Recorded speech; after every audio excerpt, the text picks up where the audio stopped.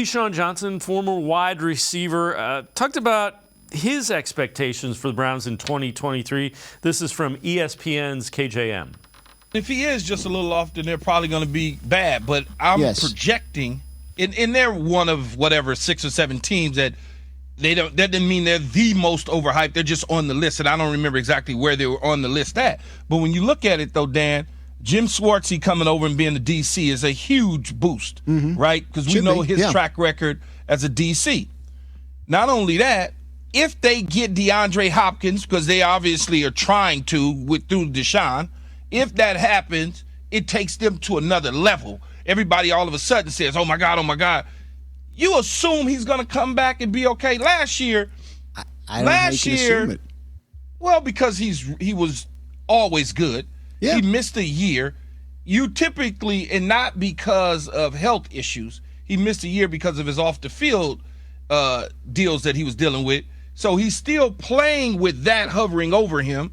So I'm thinking, okay, this year for him, mentally he's back in it. So I think that when you look at it, a lot of people will probably think the same way, and their schedule, that they're going to be a much better team in fighting for that division. And it's kind of interesting. So their schedule is favorable. We'll say that because they have the 4th place schedule. The Hopkins thing, it's kind of interesting. There's a wide divide. There's a group that thinks, yeah, he's coming here, and there's a group that thinks there's no way he's coming here, and there's nobody in between. And I'm kind of in between there.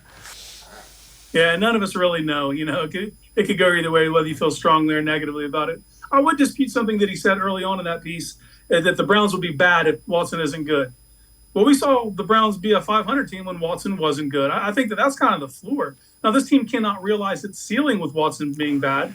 That's obvious, you know. But if he's playing to the best of his abilities, 11, 12 wins isn't out of the question, you know. But even I think that if he's middling and he has up and down moments, this team's probably still hovering right around 500 just on the base level of talent, you know, on the roster.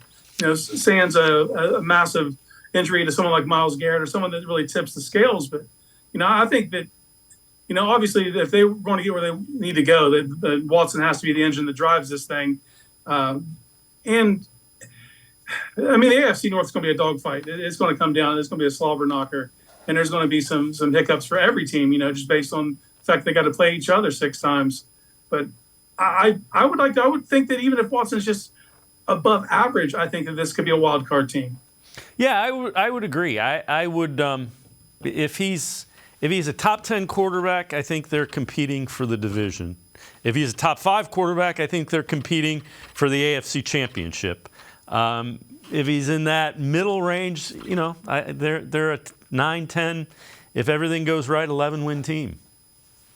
Yeah, and that's just a credit to this roster and the way it's been constructed, with everybody kind of being in their primes, too. We're not looking at a lot of, like, old war horses out there getting ready to be put out to pasture if it doesn't go right. These are all guys that are 26, 27, 28. You know, that's kind of the older end of this team. And it's set up to do this, you know. And now, don't get me wrong, if it flames out and he plays terribly, they could scrap it and it could look completely different next year. But the way it's set up, these guys are going to be here and playing together for a while, and they've been playing together for a while at this point. This is the longest succession we've had since '99 of just a base level of players that have kind of a core that's actually stayed together, and they're seeing it through the course here. And I would like to touch what he said about Jim Schwartz. I think that also raises the base level of expectations as well as it should. You know, I think that anything under 500 is disappointment, regardless of how Watson plays. Yeah, I would agree with that. And you know, we've had, keep in mind, I would say that the last 2 years, though. I think this was a team that had talent that was above 500, and they didn't achieve what you expected them to the last 2 years since they made the playoffs. Yeah, and you add the talent they brought in this offseason, the coaching changes, and a more favorable schedule. It's hard-pressed to see them under 500, in my opinion.